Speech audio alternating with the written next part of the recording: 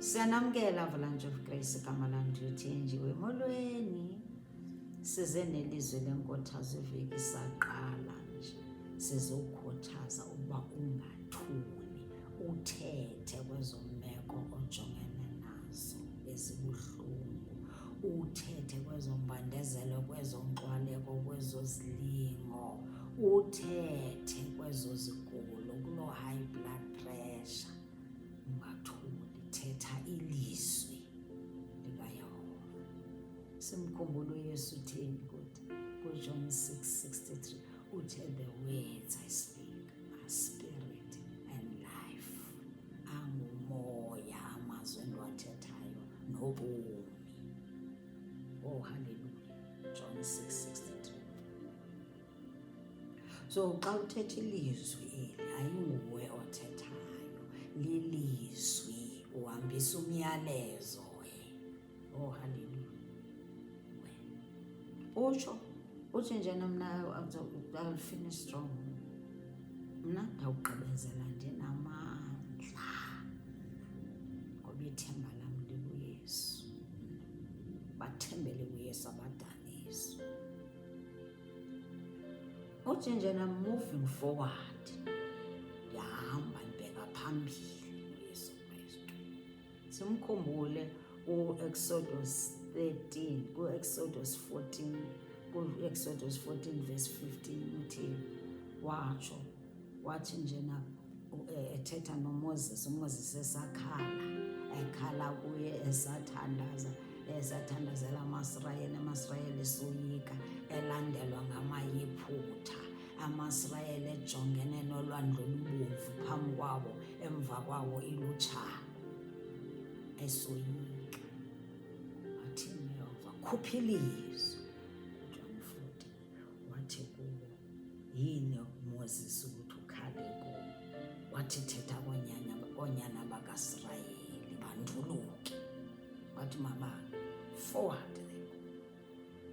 Nawe utsho uthi njena going forward with Christ Jesus.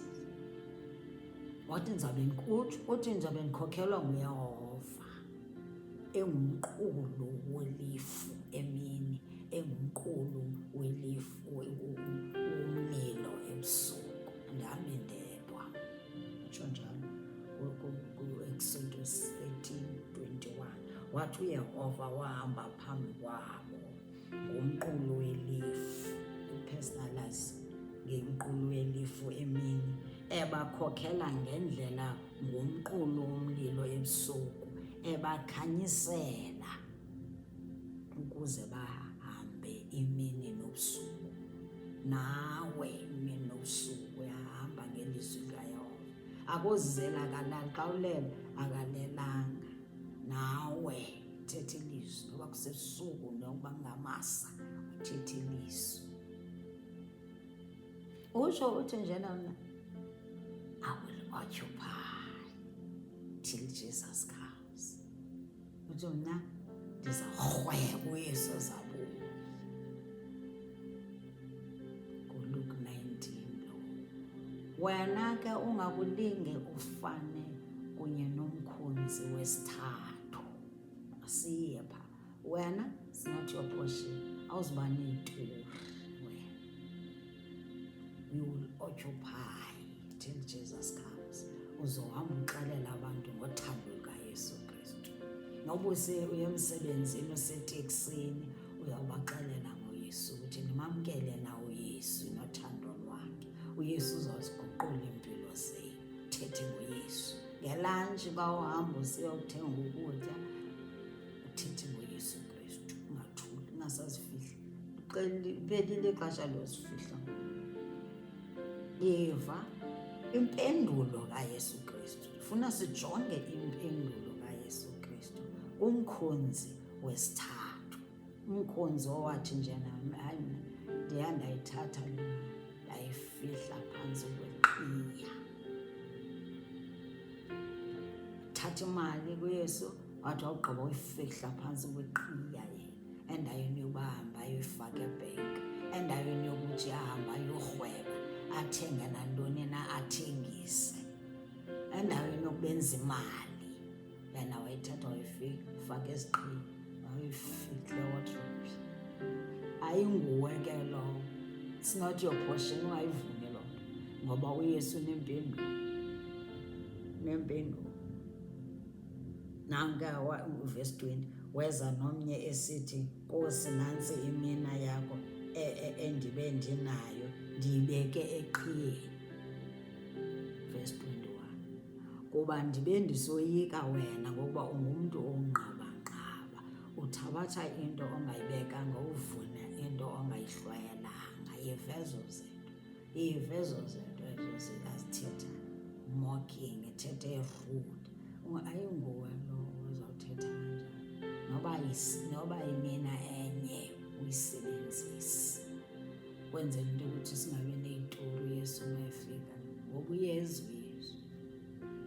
yenza into noba iphelela uYesu uzomnika amandla ayiqale. Yesu uzomnika amandla. Basemandleni uthethe utsho nje mna akukho nto ezamvimba.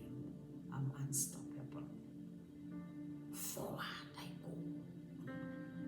Akho nto enondibamba endleleni, akukho nto ezandihlukanisa nothando lukaYesu, akukho mntu ozandivala emsebenzini wam kaYesu Kristu, akukho sigulo esizandivala, akukho ntswelo ezawuvala.